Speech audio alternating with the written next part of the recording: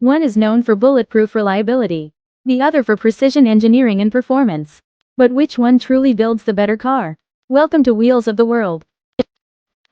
Japanese manufacturers like Toyota and Honda focus on longevity, efficiency, and practicality.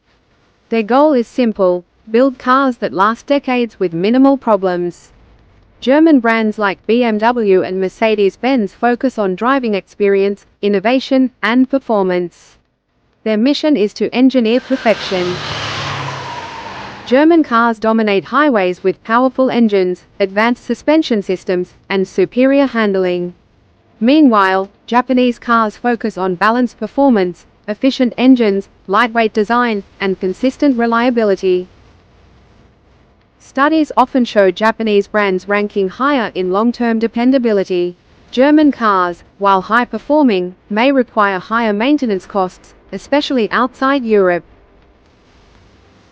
If you want peace of mind and low ownership cost, Japan wins.